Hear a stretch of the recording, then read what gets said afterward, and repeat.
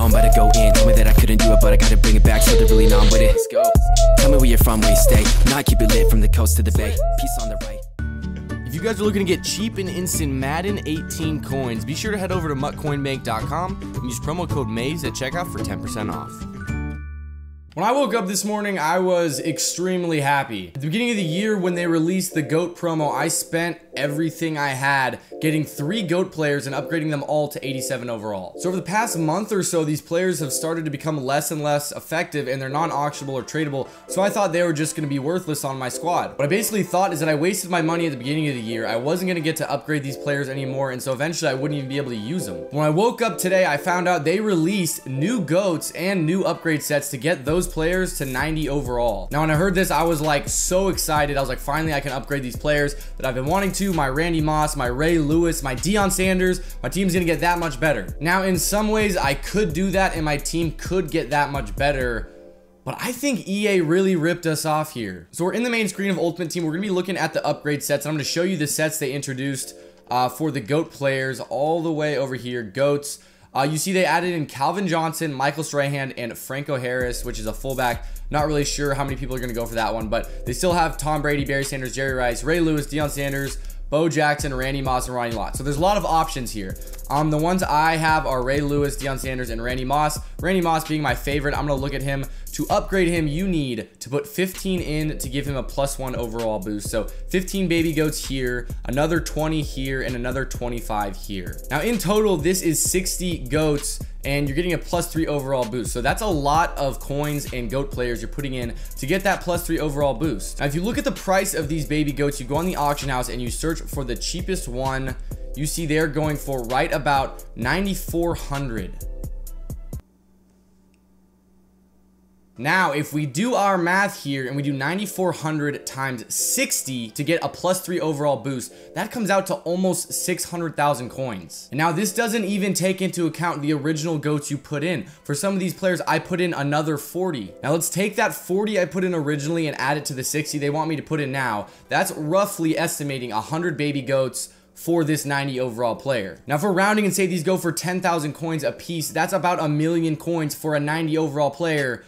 The player better be pretty freaking good. Now, what some of you might be thinking is they also released these solo challenges for the GOATs. There's 22 of them, each one giving you 1 baby goat. So I'm gonna look at these. Yes, everyone gives you 1 baby goat. So that's 22 you can get right off the bat. But keep in mind, your time is not free, and these baby goats, I believe you're able to sell. So imagine you're just getting 9,400 coins instead of getting the baby goat. You would still be spending those coins if you put it into the set. So it's really not really like a win here. So because these players aren't on the auction house, I can't look them up on the auction house to see their ratings, but if you go on Mudhead, you're able to compare all of them. And as you guys know, there's already a 94 overall Randy Moss out. In my opinion, and I'm sure everyone else's opinion, this is the best receiver in the game. So all receivers you get should be compared to this guy to see how good they are, to see where they stack up compared to the best receiver in the game. So this 87 is the one that I spent many dollars in the beginning of the game to get, and this 90 is the new one, and then the 94 is the one that is auctionable or tradable from Most Feared. So you see, to start off, the 94 is going for about 750,000. And as I said, if you were to put in all the coins to get the 90 overall from the beginning of the game, you're spending probably close to 800,000 to 1,000,000 coins.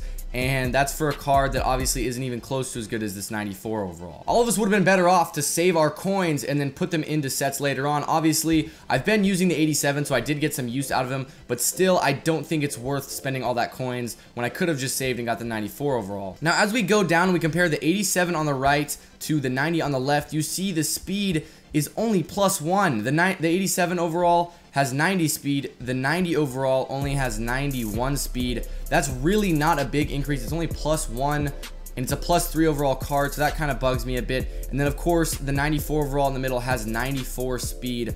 Again, really wishing I saved my coins right here. A lot of the other stats are +2, +3. If we go down to the other route running and spectacular catch and release, those type of stats are +4 and +3. Some are +2, but mostly +4 and +3, which some might say is pretty good for a +3 overall card. But they gypped us on the speed, guys. That's the most important one too. Randy Moss is a card known for his speed. The 94 has 94 speed, so I guess the 90 couldn't be expected to have that much higher speed. But for a +3 overall boost, the +1 speed really is a slap in the face. I am definitely not going to be spending the 600,000 coins to get this guy. I don't think it's worth it at all. And of course, there's some people who are going to get really hyped because they got this Calvin Johnson in the game. The 90 overall Calvin Johnson. With 88 speed, it's a lot faster than the other versions, and that's not really too bad. But if you compare it again to Randy Moss, 91 speed, a lot better than 88. And then the 94 overall has 94 speed.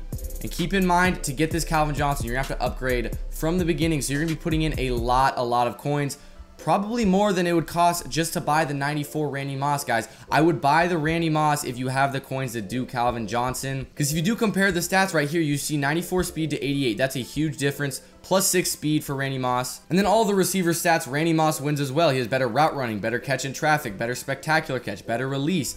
I mean, really, there is no excusing this.